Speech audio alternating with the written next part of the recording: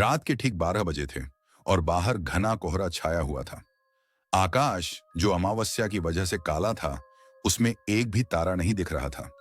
मैं, आरव, अपने 3 दोस्तों नेहा, विक्रम और प्रिया के साथ शहर से दूर जंगल के किनारे बनी एक पुरानी वीरान हवेली के सामने खड़ा था।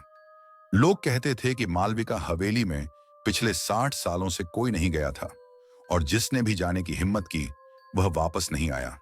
लेकिन हम चारों ने एक दूसरे को साबित करने के लिए शर्त लगाई थी कि हम पूरी रात वहीं गुजारेंगे। हमने टॉर्च की रोशनी में मुख्य दरवाजे पर लगी टूटी हुई जंजीर को हटाया और अंदर कदम रखा।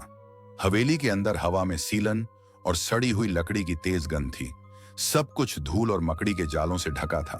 प्रिया फुसफुसाई, यह जगह बहुत डरावनी है।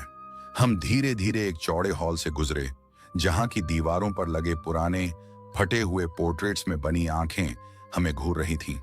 तभी ऊपर की मंजिल से एक धीमी उदास संगीत की धुन सुनाई दी।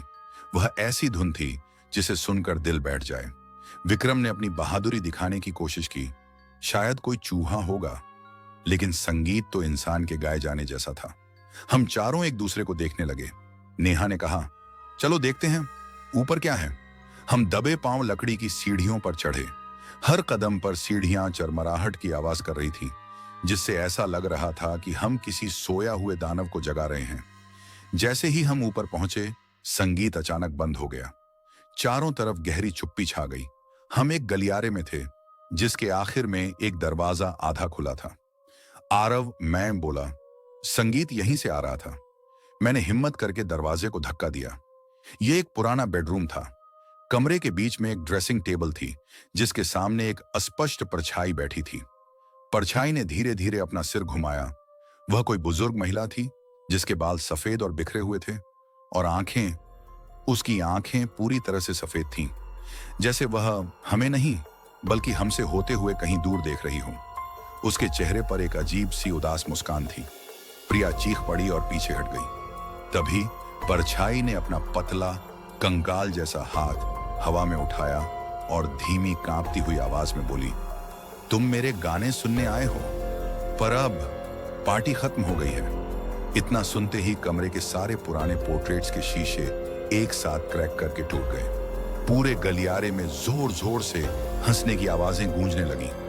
लेकिन वे आवाजें उस महिला की नहीं थीं, बल्कि बहुत सारी डरावनी आवाजों का मिश्रण थी। हम सब डर के मारे पीछे मुड़े और जान बचाने के लिए भागे।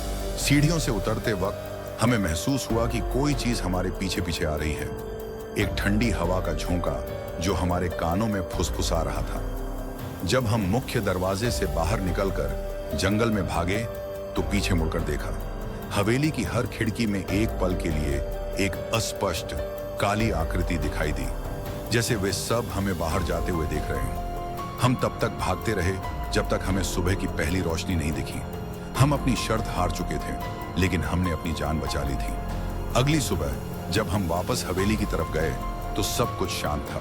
मुख्य दरवाजा बंद था, पर एक चीज जो हम कभी नहीं भूले वह थी हवेली की देहरी पर पड़ा एक छोटा झंग लगा हुआ म्यूजिक बॉक्स, जो पूरी रात हमारे भागने के बावजूद अब भी बंद था। हम जानते थे कि वह रात सिर्फ एक डरावना सपना नहीं थी। मालविका हवेली में कुछ ऐसा था जो अभी भी हमारा इंतजार कर रहा था।